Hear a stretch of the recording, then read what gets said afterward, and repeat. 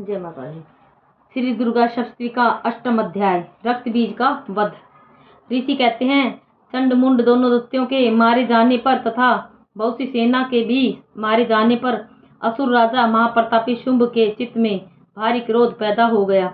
उसने सभी दैत्यों की सेना को युद्ध के लिए आज्ञा दे दी। उसने कहा, आज 86 उदयुध नामक सेनापति अपनी सारी सेना को लेकर चलें।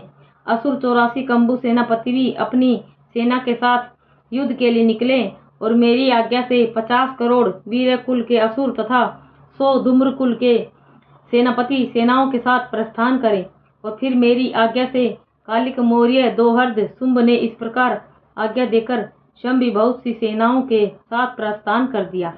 जब चंडिका ने देखा कि इस ओर भयानक सेना लेकर शुंभ आ रहा है, तब तो उन्होंने अपने धनुष की टंकार करके पृथ्वी आकाश के मध्य भाग को गुंजा दिया। हे राजन, उस समय सिंह ने भी महान गर्जना की। फिर चंडिका ने घंटा बजाकर उस गर्जना को और भी बढ़ा दिया। उस गर्जना को सुनकर राक्षस सेनाओं ने आकर चारों ओर से देवी, सिंह और काली को क्रोध के साथ घेर लिया।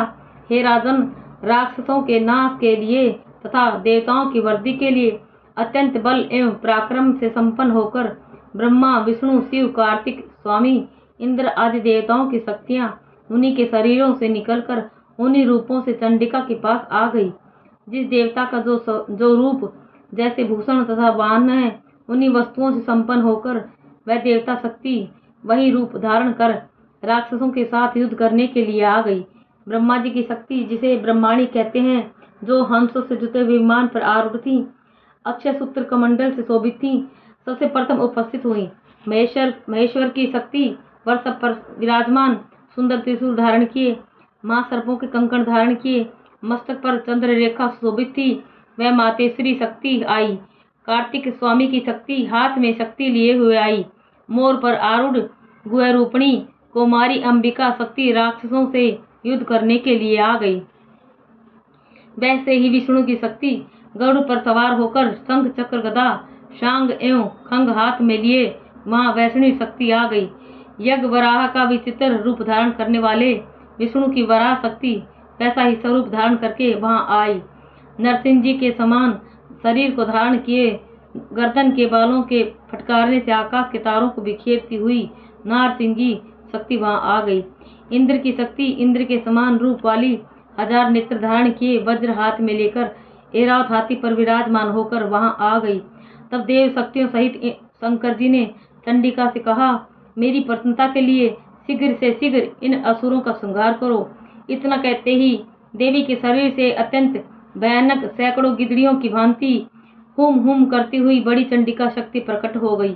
तब उस अपराजिता देवी ने धूम्र रंग जैसे जटा वाले शंकर से कहा, भगवान, आप दूत बनकर शुंभ निशुंभ के पास जाकर उन अभिमानी शुंभ निशुंभ राक्षसों को तथा युद्ध में आए हुए दूसरे राक्षसों को भी कहें कि हे राक्षसों, यदि तुम लोग जीना चाहते हो तो त्रिलोक का राज्य इंद्र को दे दो, देवताओं को यज्ञ का भाग दे दो और तुम लोग पाताल में चले जाओ। यदि तुम्हें कुछ बल का अभिमान हो और युद्ध की अभिलाषा हो तो जाओ, ताकि तुम्हारे मांस से मेरी योगिनियां तृप्त हो जाएं। इस दूत रूप में स्वयं शंकर को ही देवी जी ने नियुक्त किया था। वह शिव शक्ति संसार में शिवदूती नाम से विख्यात हुई। जब शिव द्वारा कथित देवी जी के वचन उन महासुरों ने सुने तो बड़े क्रोध में आ गए और जहाँ कात्यायनी देवी उपस्थित थी उस ओर बढ़ने लगे। वहां कुपित होकर उन देव शत्रुओं ने बाण, शक्ति, दृष्टि इत्यादि आयुधों से देवी को छोड़कर देवी जी ने खेल ही खेल में उनके फेंके हुए बाण, शूल, शक्ति, परशु आदि शस्त्रों को काट दिया। फिर काली भी उनके सामने होकर शत्रुओं को शूल के प्रहारों से चीरती फाड़ती, खटवांग से कुचलती मारती विचरण करने लगी। इधर ब्राह्मणी शक्ति भी जिस ओर दौड़ती उसी ओर अपने कमंडल का जल छिड़क देती, जिससे शत्रुओं का पराक्रम एवं तेज नष्ट हो जाता। महेश्वरी शक्ति ने त्रिशूल द्वारा, वैष्णवी शक्ति ने चक्र द्वारा और कुमारी शक्ति ने शक्ति द्वारा उन राक्षसों को मारना आरंभ कर दिया। इंद्री देवी के वज्र गिराने से सैकड़ों राक्षस विदीर्ण होकर रुधिर के पतनाले बहाते हुए पृथ्वी पर गिरने लगे।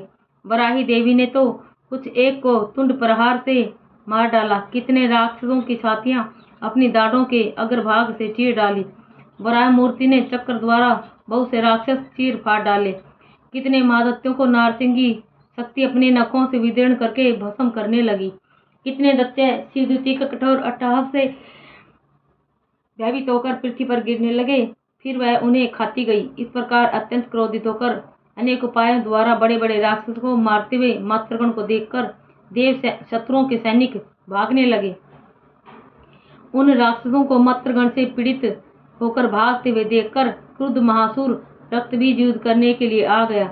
रक्तबीज के वज्रमय शरीर से एक भी रक्त की बूंद जब पृथ्वी पर गिरती तब उसी के समान बलवान दूसरा असुर पैदा हो जाता। उस महासुर ने आकर इंद्र शक्ति इंद्री के साथ युद्ध किया। तब इंद्री शक्ति ने अपने वज्र के द्वारा रक्तबीज की ताड़ना की। वज्र के लगते ही उसके शरीर से बहुत से योद्धा पैदा हो गए, जिनका रूप पराक्रम रक्तबीज के समान था।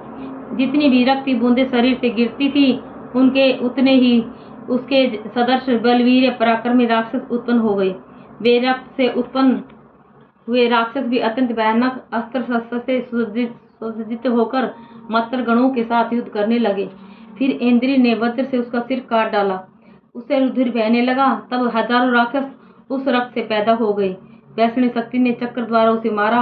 इंद्री ने गदा द्वारा असुरराज की ताड़ना की।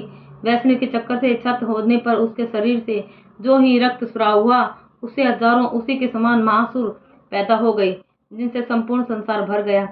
कुमारी ने शक्ति से उसे मारा। वराही ने तलवार से, माहेश्वरी ने महासुर रक्तबीज का त्रिशूल से हनन किया।